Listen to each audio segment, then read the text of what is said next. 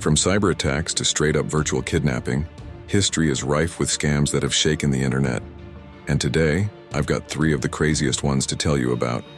But before we get into that, please subscribe to the channel and turn on post notifications so you don't miss any of our uploads. Now let's get into the stories. Eric and his family have always cherished their big dogs. When their beloved pet Lois fell victim to cancer, it left the family devastated. In an effort to bring joy back into their lives, Eric decided to surprise his wife with a new puppy. Excited about the prospect, Eric searched the internet and found the perfect match, a dog named London donning a cute Christmas hat. A quick phone call sealed the deal, and London, supposedly in Georgia, could be flown to the St. Louis airport for $700. Eager to surprise his wife, Eric wired the money from Walmart and received a bill of sale via email. However, the excitement would soon turn to disappointment when the breeder texted Eric, claiming there was an issue at the Atlanta airport. Allegedly, security was quarantining the dog, and an additional $500 was needed before it was allowed to leave. This revelation hit Eric really hard, as he realized he had become a victim of fake online dog breeders. Unfortunately, Eric is not alone in this predicament. The Better Business Bureau, or BBB, reports a nearly 6-fold increase in pet scams since their last study in 2017. Steve Baker of the BBB noted that many people are emotionally devastated by these scams. Eric's tale comes with a happy conclusion. After the unfortunate experience with the fake breeder, a kind-hearted breeder caught wind of the story.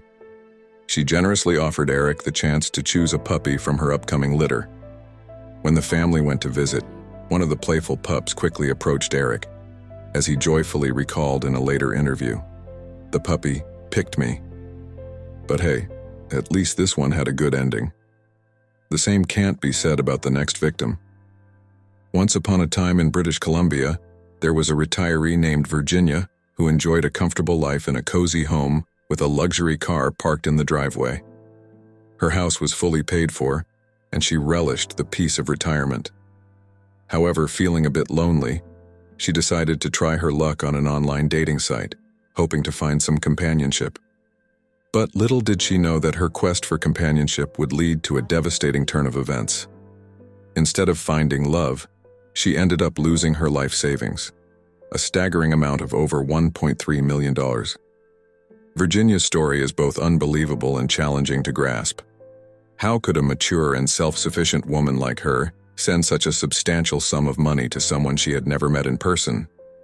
Distraught and betrayed, she reported her heartbreaking loss to the Canadian Anti-Fraud Centre, becoming their largest recorded victim of romance fraud, a modern twist on the infamous Nigerian email scam. The harsh reality is that romance frauds have become the most lucrative scams in Canada.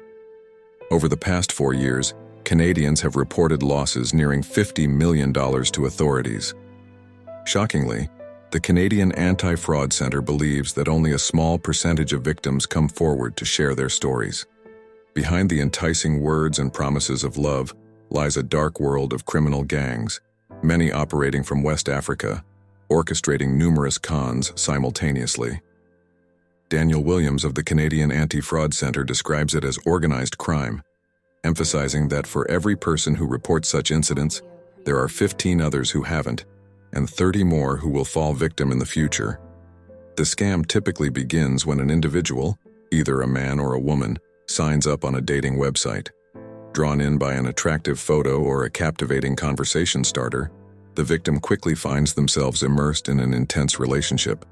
A scammer might declare love early on and push to move the communication off the dating platform to more private channels, such as instant messaging or email.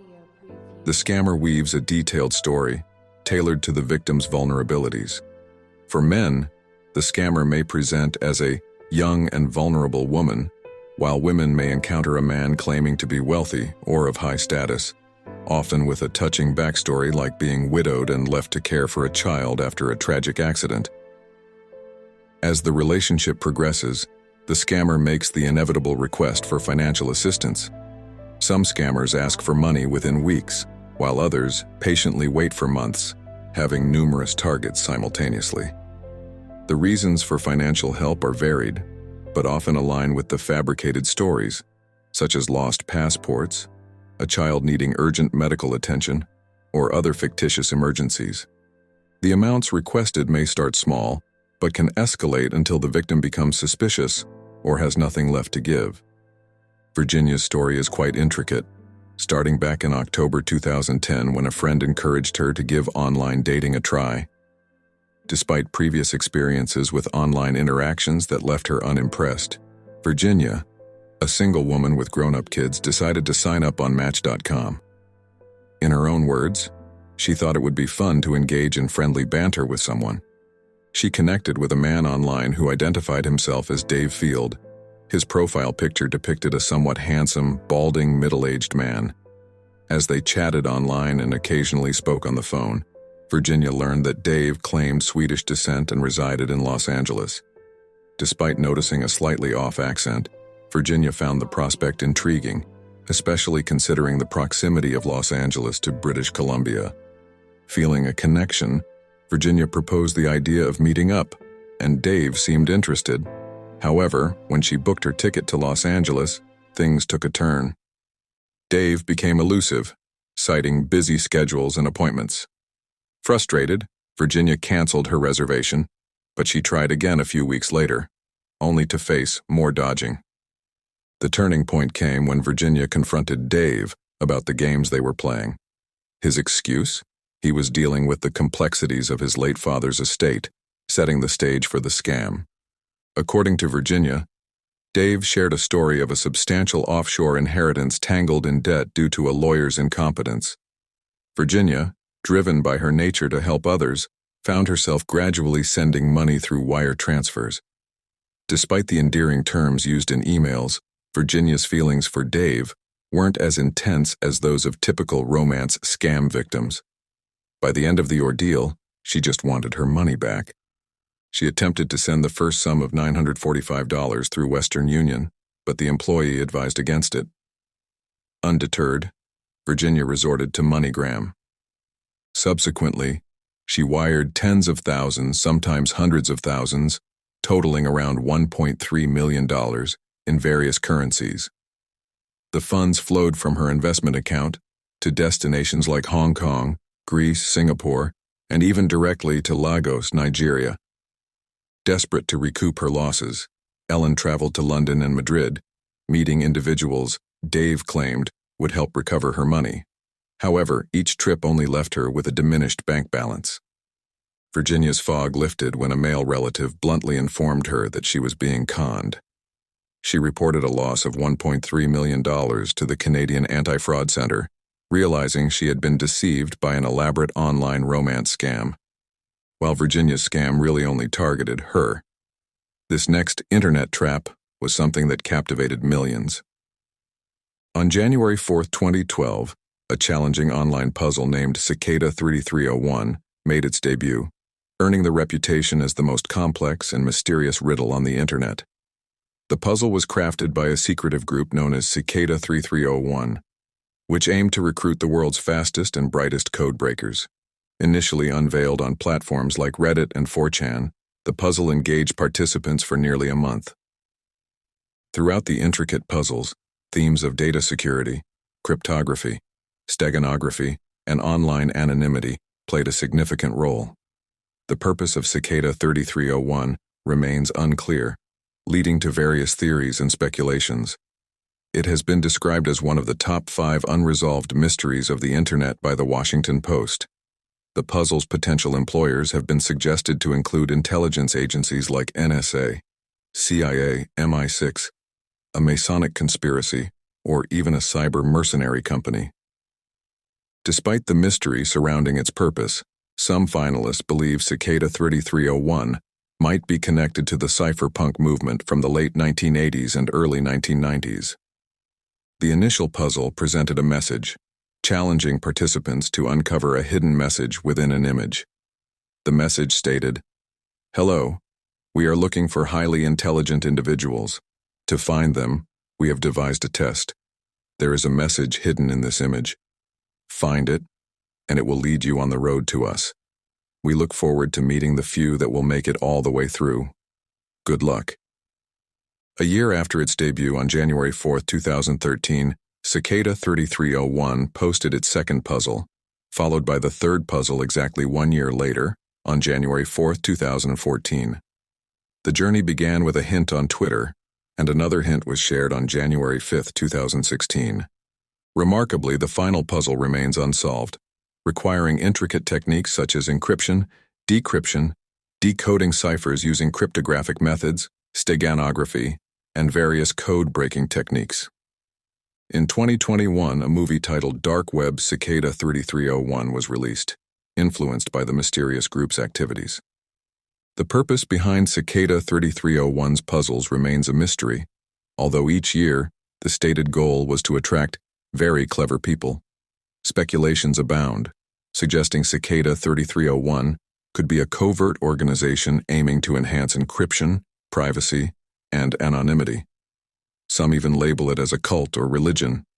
According to individuals who successfully navigated the 2012 puzzle, Cicada 3301 typically employs non-puzzle-based recruiting methods, but introduced the puzzles to find potential members with expertise in cryptography and computer security.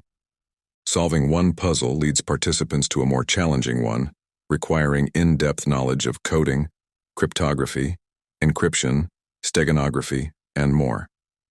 The true identities and motivations of the puzzle creators remain unknown. Accusations range from Cicada 3301 being a secret society to claims of it being a cult or religion. Those who solved the 2012 puzzle suggest that, while 3301 generally uses non-puzzle-based recruiting, the Cicada puzzles were designed to identify individuals with specific expertise. The details remain shrouded in mystery. Unlike typical puzzles, Cicada 3301 crafts uniquely challenging clues that require a deep understanding of crucial computer science principles. Here are examples of Cicada 3301's intricate hints and information. 1. A picture was presented, concealing an encrypted message decoded using the Caesar cipher technique after opening the image in WordPad. The clue then led to a URL. 2. Other clues involved imagery, references to King Arthur and the Holy Grail, a mix of letters, Mayan numerals, and book codes. 3. Participants, having deciphered these puzzle pieces, were directed to a phone number revealing the next clue, an image with prime numbers. They were tasked with finding the other two prime numbers, calculating their sum and adding a domain. 4. The URL led to a screen featuring a cicada image and a countdown timer expiring in 3 days. 5. After the countdown, the website provided 14 GPS coordinates for destinations worldwide, including Warsaw, Seoul, Paris, Sydney, Hawaii, Miami, New Orleans, and Seattle. 6. Participants visiting these locations found flyers on streetlights with QR codes and an image of a cicada.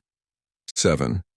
Scanning the QR codes led to new URLs containing passages from the William Gibson poem, Agrippa, a Book of the Dead, leading to a Tor browser. Some clues also pointed to the dark web. After a month of this incredibly challenging global treasure hunt, the creators of Cicada 3301 posted a message on 4chan stating, "We have now found the individuals we sought. Thus our month-long journey ends. You are undoubtedly wondering what it is that we do. We are much like a think tank, focusing on researching and developing techniques to support the ideas we advocate: liberty, privacy, security." Marcus Wanner successfully solved the first puzzle of Cicada 3301 in 2012. According to him, individuals who cracked the puzzles were interrogated about their views on censorship, internet privacy, freedom, and their support for the freedom of information.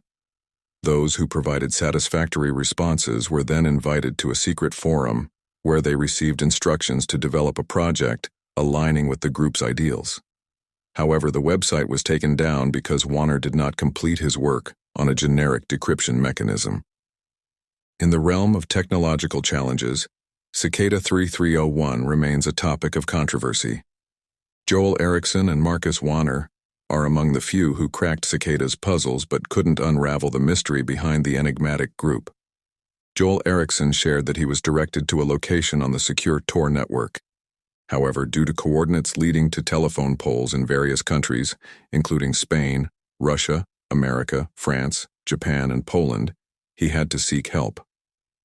Upon reaching the destination, Cicada 3301 had posted a message expressing dissatisfaction with teams that split up puzzle pieces without each member completing every step, unlike Ericsson. Marcus Vonner reported that individuals who deciphered the puzzle underwent questioning about censorship, internet privacy, freedom, and support for the freedom of information. Those who responded appropriately were invited to a confidential meeting with instructions for a project. Vonner's inability to finish his work on a generic decryption technique led to the website being taken down. Cicada 3301's true nature is yet to be revealed, whether it is a legitimate intelligence agency, an organization using unconventional recruitment methods, or an underground group with no official connections. The potential risks or goals of this covert underground organization remain unknown. So, that is it for this video. How many of these scams did you know about?